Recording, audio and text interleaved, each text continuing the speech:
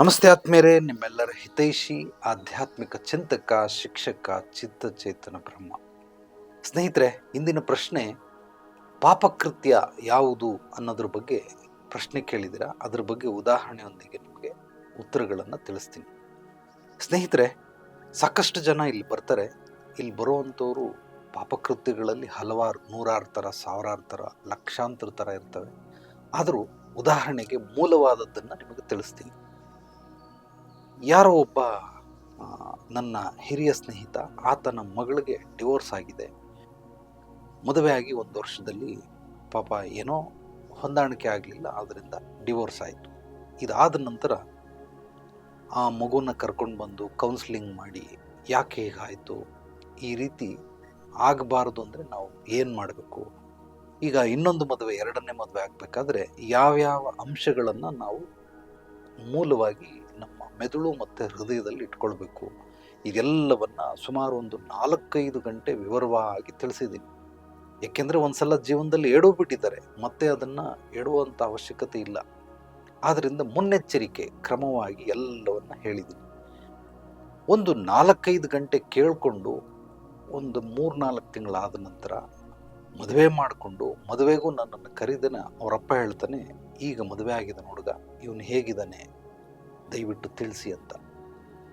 ಇದು ನನ್ನ ಪ್ರಕಾರ ಮಹಾಪಾಪಕೃತ್ಯ ಜಗತ್ತಲ್ಲಿ ಏನಾದರೂ ಇದ್ದರೆ ಇದು ಒಂದೇ ಕೇಸಲ್ಲ. ಈ ಥರ ನನ್ನ ಹತ್ರ ಸಾವಿರಾರು ಕೇಸುಗಳಿದೆ. ಮನೆ ತಗೊಂಡ್ಬಿಟ್ಟಿದ್ದಾನೆ, ಮನೆ ಗೃಹ ಪ್ರವೇಶ ಮಾಡಿಬಿಟ್ಟಿದ್ದಾನೆ, ಈಗ ಬಂದು ಕೇಳ್ತಾವನೆ ಮನೆ ವಾಸ್ತು ಪ್ರಕಾರ ಇದೆಯಾ ಅಥವಾ ಮನೆ ನಮಗೆ ಹೊಂದ್ಕೊಳ್ತಾ, ನಾವಿಲ್ಲಿ ಚೆನ್ನಾಗಿರ್ತೀರಾ ಅಂತ. ಬಿಸ್ನೆಸ್ ಮಾಡ್ತಾ ಇದ್ದಾನೆ, ಅಂಗಡಿ ಎಲ್ಲಿಡಬೇಕು, ಯಾವಾಗ ಓಪನ್ ಮಾಡಬೇಕು, ಏನು ಹೆಸರು ಇಡಬೇಕು, ಲೋಗೋ ಹೆಂಗಿರ್ಬೇಕು, ಅದನ್ನು ನನಗೆ ಕೇಳಿಲ್ಲ. ಎಲ್ಲ ಅವನ ಇಚ್ಛೆಯಂತೆ ಮಾಡ್ಕೊಂಬಿಟ್ಟಿದ್ದಾನೆ. 1 ತಿಂಗಳು ಆಗ್ಬಿಟ್ಟಿದೆ, 1-1.5 ತಿಂಗಳಾಗಿದೆ. ಈಗ ಬಂದು ನಾನು ಬಿಸ್ನೆಸ್ ಮಾಡ್ತಾ ಇರೋದು ನನಗೆ ಹೊಂದ್ಕೊಳುತ್ತಾ ಇಲ್ವಾ, ಈ ಬಿಸ್ನೆಸ್ಸಲ್ಲಿ ನಾನು ಬೆಳಿತೀನ, ನಾನು ಲಾಭ ಗಳಿಸ್ತೀನ, ಹೆಸರು ಮಾಡ್ತೀನ, ದಯವಿಟ್ಟು ತಿಳಿಸಿ ಅಂತ ಕೇಳ್ತಾನೆ. ಇದೆಲ್ಲ ನಿಜವಾಗ್ಲೂ ಹೇಳ್ತೀನಿ, ಮನುಷ್ಯನಿಗೆ ಸಾಮಾನ್ಯ ಜ್ಞಾನ. ಈ ಹಿರಿಯರು ಹೇಳ್ತಾರೆ, ನಿನ್ನ ತಲೆಯಲ್ಲಿ ಸಗಣಿ ತುಂಬೈತಾ ಅಂತ. ಆ ರೀತಿ ಸಗಣಿ ತುಂಬಿದವ್ರು ಮಾತ್ರನೇ ಈ ರೀತಿ ಮಾಡೋದಕ್ಕೆ ಸಾಧ್ಯ ಹೊರತು ಬೇರೆ ಮೆದಲಿದ್ದಿದ್ರೆ ಖಂಡಿತವಾಗ್ಲಿ ಹಿಂಗೆ ಮಾಡ್ತಾ ಇರಲಿಲ್ಲ. ಮನುಷ್ಯ ಎಷ್ಟು ದಡ್ಡತನ, ಎಷ್ಟು ಮೂರ್ಖತನ, ಎಷ್ಟು ಅಜ್ಞಾನದಲ್ಲಿ ಮುಳುಗ್ಬಿಟ್ಟಿದ್ದಾನೆ ಅಂತಂದರೆ, ಮಾಡಿದ ನಂತರ ಕೇಳುವಂಥ ವಿಧಾನಗಳು ಏನಿದೆ, ಇದು ಖಂಡಿತವಾಗ್ಲೂ ಸೂಕ್ತವಲ್ಲ. ಇದೇ ಪಾಪಕೃತ್ಯ. ಇಲ್ಲಿ 2 ಥರ ವ್ಯಕ್ತಿಗಳಿರ್ತಾರೆ ಈ ರೀತಿ ತಪ್ಪುಗಳನ್ನು ಮಾಡೋರು. ಒಂದು, ನನ್ನ ಸಂಪರ್ಕನೇ ಇಲ್ಲ ಅವ್ರಿಗೆ, ಆಲ್ರೆಡಿ ಅವ್ರು ಏನೋ ಮಾಡಿಬಿಟ್ಟಿದ್ದಾರೆ, ಇಲ್ಲಿ ಬಂದು ಆಮೇಲೆ ಕೇಳಿದ್ರು. ಈ ತಪ್ಪಿಗೆ ಕ್ಷಮೆ ಉಂಟು, ಅವ್ರಿಗೆ ಗೊತ್ತಿಲ್ಲ, ಅದಕ್ಕೋಸ್ಕರ ತಪ್ಪು ಮಾಡಿದ್ದಾರೆ. ಇನ್ನೊಬ್ಬರು ನನ್ನ ಹತ್ರ ಬಂದು ಎಲ್ಲವನ್ನ ತಿಳಿದು ಸಂಪೂರ್ಣವಾಗಿ ಅವ್ರಿಗೆ ಜ್ಞಾನವನ್ನು ನೀಡಿ ಏನು ಮಾಡಬಾರ್ದು, ಏನು ಮಾಡಬೇಕು, ಹೇಗೆ ಮಾಡಬೇಕು ಅನ್ನೋ ಸೂತ್ರಗಳನ್ನೆಲ್ಲ ಹೇಳ್ಕೊಟ್ರು ಕೂಡ ಮತ್ತೆ ಈ ರೀತಿ ಮಾಡ್ಬಿಟ್ಟು ಬಂದಮೇಲೆ ಕೇಳ್ತಾರಲ್ಲ, ಇವ್ರಿಗೆ ಯಾವ ರೀತಿ ಕ್ಷಮಿಸ್ತೀರಾ, ಇವ್ರನ್ನ ಏನಂತ ಕರಿತೀರಾ? ಖಂಡಿತವಾಗ್ಲೂ ಕರೆಯೋದಿಲ್ಲ. ಆದ್ದರಿಂದ ಮೊದಲು ಮನುಷ್ಯನಿಗೆ ಒಂದು 4 ಹಂತಗಳಲ್ಲಿ ತಿಳ್ಕೊಳ್ಬೇಕು. 5 ಹಂತ ಇದೆ, ಅದು ನಿಮ್ಗೆ ಅರ್ಥ ಆಗೋದಿಲ್ಲ. ಒಂದು, ಸಣ್ಣ ಕೆಲಸಗಳು, ನಿರ್ಧಾರಗಳು ಮತ್ತು ಸಣ್ಣ ರೀತಿಯ ಸಮಸ್ಯೆಗಳು. ಇದನ್ನು ಯಾರಿಗೂ ಕೇಳೋ ಅವಶ್ಯಕತೆ ಇಲ್ಲ, ಅದನ್ನು ನೀವೇ ಬೇಕಾದರೆ ಸಾಲ್ವ್ ಮಾಡ್ಕೊಳ್ಬೋದು. ಉದಾಹರಣೆಗೆ ಇದನ್ನು 10,000 ಅಂತ ತಿಳ್ಕೊಳ್ಳಿ. 10,000ದ ಕೆಲಸಗಳು ಮಾಡಬೇಕಾದ್ರೆ, ನಿರ್ಧಾರಗಳು ತಗೊಳ್ಬೇಕಾದ್ರೆ, 10,000ದ ಸಮಸ್ಯೆಗಳು ಬಂದರೆ ಅದನ್ನು ನೀವೇ ಪರಿಹರಿಸ್ಕೊಳ್ಬೋದು, ನನ್ನ ಅವಶ್ಯಕತೆ ಇಲ್ಲ. ಇದನ್ನು ಸಣ್ಣದು. ಇನ್ನೊಂದು ಮಧ್ಯಮ ಗಾತ್ರದ್ದು. ಇದು 1 ಲಕ್ಷದ ಸಮಸ್ಯೆಗಳು, 1 ಲಕ್ಷದ ನಿರ್ಧಾರಗಳು, 1 ಲಕ್ಷದ ಕೆಲಸಗಳು ಮಾಡಬೇಕಾದ್ರೆ ನನ್ನನ್ನು ಬೇಕಾದರೆ ನೀವು ಕೇಳಬಹುದು. ಕೆಲವರು ಲಕ್ಷನೂ ಕೂಡ 1,000 ಥರ ಖರ್ಚು ಮಾಡ್ಬಿಟ್ಟು ಬಂದ್ಬಿಡ್ತಾರೆ. ಅವ್ರಿಗದು ಬಹಳ ಸಣ್ಣ ಅಮೌಂಟ್ ಅಂತ ಅನಿಸುತ್ತೆ, ಅಂಥವರು ಕೇಳೋದು ಬೇಕಾಗಿಲ್ಲ. ಬಟ್ ಕೆಲವ್ರಿಗೆ ₹1,00,000 ದೊಡ್ಡದು ಅನ್ನೋರಿಗೆ ನನ್ನ ಬಳಿ ಬಂದು ಕುಂತ್ಕೊಂಡು ಈ ರೀತಿ ನಿರ್ಧಾರಗಳನ್ನು ತಗೊಳ್ಬೇಕಾದ್ರೆ, ಕೆಲಸ ಮಾಡಬೇಕಾದ್ರೆ ಸಮಸ್ಯೆಗಳು ಬಂದರೆ ಖಂಡಿತವಾಗ್ಲೂ ಬಂದು ಕೇಳಿ. ನಾನು ಪ್ಲ್ಯಾನ್ A, B, C 3 ಕೂಡ ಕೊಡ್ತೀನಿ. ಇನ್ನೊಂದು ದೊಡ್ಡದು ಅಂದರೆ ಒಂದು 10 ಲಕ್ಷದ ನಿರ್ಧಾರಗಳು, 10 ಲಕ್ಷದ ಸಮಸ್ಯೆಗಳು, 10 ಲಕ್ಷದ ಕೆಲಸಗಳು ಮಾಡಬೇಕಾದ್ರೆ ಒಮ್ಮೆ ಬಂದು ನೀವು ಮುಕ್ತವಾಗಿ ನನ್ನೊಂದಿಗೆ ಚರ್ಚೆ ಮಾಡಿ ಅದು ಏನು ಅಂತ ಕೇಳಿದ್ರೆ, ಆ ಪರಿಜ್ಞಾನ ಅನ್ನೋ ಒಂದು ಅತ್ಯದ್ಭುತವಾದ ತಕಡಿಯಲ್ಲಿ ನಿಮ್ಮ ನಿರ್ಧಾರಕ್ಕೆ ಬಹಳ ಬಹಳ ಸಹಾಯವಾಗುತ್ತೆ ನನ್ನ ಕೆಲವೊಂದು ಮಾತುಗಳು. ಪರಿಜ್ಞಾನ ಅಂದ್ರೇನು, ಇದು ಯಾಕೆ, ಇದು ಏನು, ಇಲ್ಲಿ ಎಲ್ಲಿ ಉಪಯೋಗಿಸ್ಬೇಕು, ಎಷ್ಟು ಉಪಯೋಗಿಸ್ಬೇಕು, ಯಾವಾಗ ಉಪಯೋಗಿಸ್ಬೇಕು, ಹೇಗೆ ಉಪಯೋಗಿಸ್ಬೇಕು ಅನ್ನೋದು ಪರಿಜ್ಞಾನ. ಆದ್ದರಿಂದ ನೀವು ಏನೇ ಕೆಲಸ ಮಾಡ್ತಾ ಇರಲಿ, ಏನೇ ನಿರ್ಧಾರಗಳನ್ನು ತಗೋಬೇಕಾದ್ರೆ, ಸಮಸ್ಯೆಗಳಿಗೆ ಪರಿಹಾರ ಬೇಕು ಅಂದರೆ ಈ ದೊಡ್ಡದು ಅಂದರೆ 10 ಲಕ್ಷ ರೂಪಾಯಿ ನಿರ್ಧಾರಗಳು ಏನಾದರೂ ತಗೊಳ್ಬೇಕು, ಖಂಡಿತವಾಗ್ಲೂ ಬನ್ನಿ. Again plan A B C 3 ಕೂಡ ಕೊಡ್ತೀನಿ. ಯಾವಾಗ ಮಾಡಿದ್ರೆ ನೀವು ಬೆಳಿತೀರಾ, ಯಾವಾಗ ಮಾಡಿದ್ರೆ ಉಳಿತೀರಾ, ಯಾವಾಗ ಮಾಡಿದ್ರೆ ನೀವು ಅಳಿತೀರಾ, 3 ಕೂಡ ಹೇಳ್ಕೊಡ್ತೀನಿ. ಇನ್ನೇನಾದರೂ ಬೃಹದಾಕಾರವಾಗಿರೋದು 1 ಕೋಟಿ ನಿರ್ಧಾರಗಳು ತಗೊಳ್ಬೇಕಾದ್ರೆ, 1 ಕೋಟಿ ನೀವೇನಾದರೂ ಕೆಲಸಗಳು ಮಾಡ್ತಾ ಇದ್ರೆ, 1 ಕೋಟಿ ಸಮಸ್ಯೆಗಳಿದ್ರೆ, ಖಂಡಿತವಾಗ್ಲೂ ಅದರ ಹಿನ್ನೆಲೆ ಪೂರ್ವಾಪರಗಳನ್ನು ತಿಳ್ಕೊಂಡು ಮುಂದಿನ ಹೆಜ್ಜೆ ಯಾವಾಗ ನಾವು ಆ ಹೆಜ್ಜೆಯನ್ನು ಇಟ್ಟರೆ ನಮಗದು ಪ್ರಾಬ್ಲಮ್ ಸಾಲ್ವ್ ಆಗುತ್ತೆ. ನಮಗೆ ನಿರ್ಧಾರಗಳನ್ನು ತಗೊಳ್ಳೋದಕ್ಕೆ ತಗೊಂಡಿದ್ದು ಉತ್ತಮವಾದ ಫಲಿತಾಂಶವನ್ನು ಕೊಡ್ತದೆ. ಯಾವ ಸಮಯ ಸೂಕ್ತವಾದ ಸಮಯ, ಇದೆಲ್ಲವೂ ಕೂಡ ಸಂಪೂರ್ಣವಾಗಿ ಹೇಳ್ಕೊಡ್ತೀನಿ. ಅದು ಮಾಡೋದಕ್ಕಿಂತ ಮುಂಚೆ ಬಂದರೆ, ಇಲ್ಲಿ ನನ್ನ ಬಳಿ 100ಕ್ಕೆ 85% ಜನ ಕೆಲಸ ಆದಮೇಲೆ ಬಂದು ಕೇಳೋವಂಥವ್ರು. 100ಕ್ಕೆ 85% ನೋಡಿ ಎಷ್ಟಿದೆ. ಕೇವಲ 15% ಮಾತ್ರ ಆಗೋದಕ್ಕಿಂತ ಮುಂಚಿತವಾಗಿ ಬಂದು ಕೇಳ್ತಾರೆ, ನಾನು ಮಾಡಲಾ ಬೇಡವಾ, ಯಾವಾಗ ಮಾಡಬೇಕು. ಸೊ ನಿಮ್ಮ ಆಶೀರ್ವಾದ, ಕೃಪೆ, ಅನುಗ್ರಹ ನನ್ನ ಮೇಲಿರಲಿ. ನೀವು ಹೇಳ್ದಂಗೆ ಕೇಳ್ತೀನಿ ಅಂತ ಕೇವಲ 15% ಮಾತ್ರ, ಇನ್ನು ಮಿಕ್ಕಿದವ್ರು ಬರಲ್ಲ. ಎಲ್ಲ ದಬಾಕೊಂಡು, ಎಲ್ಲ ಲಾಸ್ ಮಾಡಿಕೊಂಡು, ಎಲ್ಲ ಹಾಳಾಗಿ ಸಂಪೂರ್ಣವಾಗಿ ಇನ್ನೇನು ಸಾಯುವಂಥ ಸ್ಥಿತಿಗತಿಲಿದ್ದಾಗ ಬರ್ತಾರೆ. ಬಂದ್ಬಿಟ್ಟು ನನಗೆ ಈ ರೀತಿ ಸಮಸ್ಯೆ ಇದೆ, ಈ ರೀತಿ ಸಮಸ್ಯೆ ಇದೆ ಅಂತ ಹೇಳ್ತಾರೆ. ಆದ್ದರಿಂದ ವಿಡಿಯೋ ನೋಡ್ತಾ ಇರೋರು ದಯಮಾಡಿ ನೀವು ಯಾವುದೇ ರೀತಿ ನಿರ್ಧಾರಗಳನ್ನು, ಕೆಲಸಗಳನ್ನು, ಸಮಸ್ಯೆಗಳನ್ನು ಪರಿಹಾರ ಬೇಕು ಅಂದರೆ ಈ 4 ಹಂತಗಳನ್ನು ಮೈಂಡಲ್ಲಿ ಇಟ್ಕೊಳ್ಳಿ. ಸಣ್ಣದು, ಮಧ್ಯಮ ಗಾತ್ರದ್ದು, ದೊಡ್ಡದು, ಬೃಹದಾಕಾರವಾಗಿರುವಂಥದ್ದು.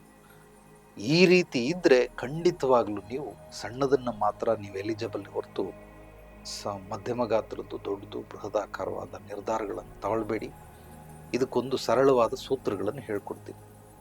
ಮೊದಲನೇದಾಗಿ, ನೀವು ಏನೇ ನಿರ್ಧಾರಗಳು ತಗೊಳ್ಳಂಗಿದ್ರೆ ಮೊದಲು ನಿಮ್ಮ ಜೊತೆಯಲ್ಲಿ ಒಬ್ಬರೋ ಇಬ್ಬರು ವೃತ್ತಿಪರರು, ಆ ಒಂದು ವೃತ್ತಿಗೆ ಸಂಬಂಧಪಟ್ಟಂತಹ ವ್ಯಕ್ತಿಗಳು, ನೀವು ಅವ್ರನ್ನ ಕೇಳಬೇಕು. ಉದಾಹರಣೆ, ಈಗ ನಾನು ಒಂದು ಯಾವುದೋ ಸೆಕೆಂಡ್ ಹ್ಯಾಂಡ್ ಕಾರ್ ತಗೊಳ್ತಾ ಇದ್ದೀನಿ ಅಂತ ಇಟ್ಕೊಳ್ಳಿ.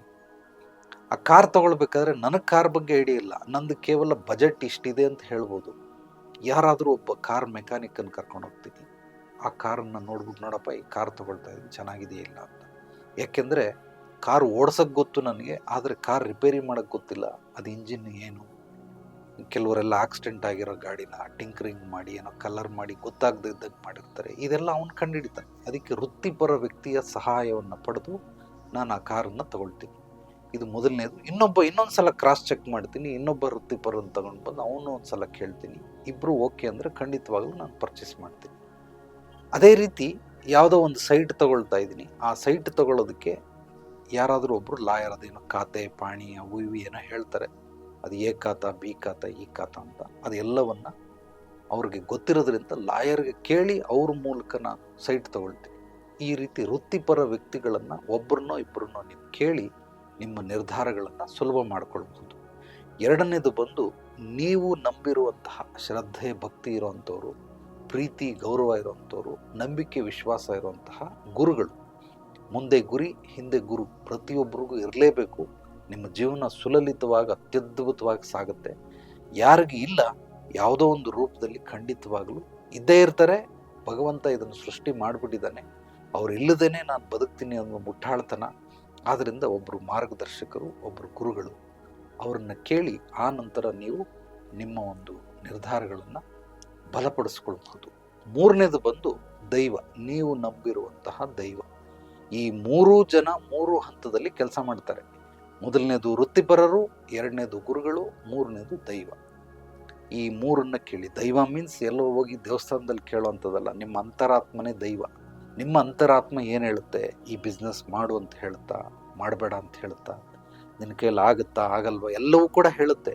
ನೀವು ಕೇಳುವಂತಹ ತಾಳ್ಮೆ ಇರಬೇಕು. ಅರ್ಜೆಂಟಾಗಿ ಪ್ರಶ್ನೆ ಕೇಳ್ಬಿಟ್ಟು ಉತ್ತರ ಕೊಡು ಅಂದರೆ ಅಂತರಾತ್ಮ ಹೇಳಲ್ಲ. ಒಳಗಡೆಯಿಂದ ಒಂದು ಮೆಸೇಜ್ ಬಂದೇ ಬರ್ತದೆ, ಇದನ್ನು ಮಾಡು, ನಿನ್ನ ಕೈಯಲ್ಲಿ ಆಗುತ್ತೆ ಅಂತ. ಇದನ್ನು ಮಾಡಬೇಡ, ನಿನ್ನ ಕೈಯಲ್ಲಿ ಆಗೋದಿಲ್ಲ ಅಂತ ಹೇಳುತ್ತೆ. ಆದ್ದರಿಂದ ಈ 3 ರೀತಿಯ ಹಂತಗಳನ್ನು ನೀವು ನಿಮ್ಮ ಜೀವನದಲ್ಲಿ ಅಳವಡಿಸ್ಕೊಳ್ಳಿ. ನಿರ್ಧಾರಗಳನ್ನು ತಗೊಳ್ಳೋದಕ್ಕೆ ಖಂಡಿತವಾಗಲೂ ಅತ್ಯುತ್ತಮವಾದಂತಹ ನಿರ್ಧಾರಗಳು ನಿಮ್ದಾಗಿರುತ್ತೆ. ಇದರಿಂದ ನೀವು ಕಡೆ ಪಕ್ಷ ಬೆಳೆದೇ ಬೆಳಿತೀರಾ, ಬೆಳಿಲಿಲ್ಲ ಅಂದ್ರೂ ಉಳಿತೀರಾ, ಅಳಿಯೋದಕ್ಕೆ ಸಾಧ್ಯವಿಲ್ಲ. ಈ ಮೂರನ್ನ ಬಿಟ್ಟು ನೀವಾಗಿ ನೀವು ನಿಮ್ಮ ತಲೆಗೆ ಬಂದಂಗೆ ಏನೋ ಒಂದು ಮಾಡಿರ್ತಿರಲ್ಲ, ಇದರಿಂದ ಖಂಡಿತವಾಗ್ಲೂ ಅಳಿತೀರಾ.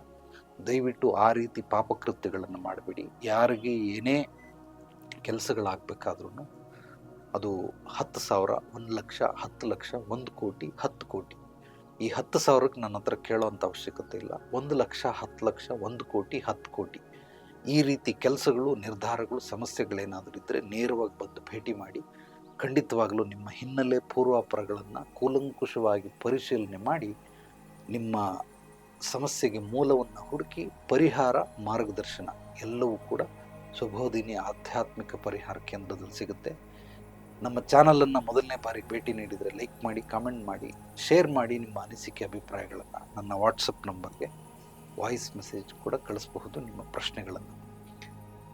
ಎಲ್ರಿಗೂ ಒಳ್ಳೆಯದಾಗಲಿ. ನಾಳೆ ಮತ್ತೆ ಭೇಟಿಯಾಗೋಣ ಮತ್ತಷ್ಟು ಸತ್ವಭರಿತ ವಿಚಾರಗಳೊಂದಿಗೆ. ಎಲ್ಲರೊಳಗಡಗಿರುವ ಭಗವಂತನಿಗೆ ನನ್ನ ಭಕ್ತಿಪೂರ್ವ ಪ್ರಣಾಮಗಳು. ಸರ್ವೇ ಜನೋ ಸುಖಿನೋ ಭವಂತು. ಶುಭರಾತ್ರಿ.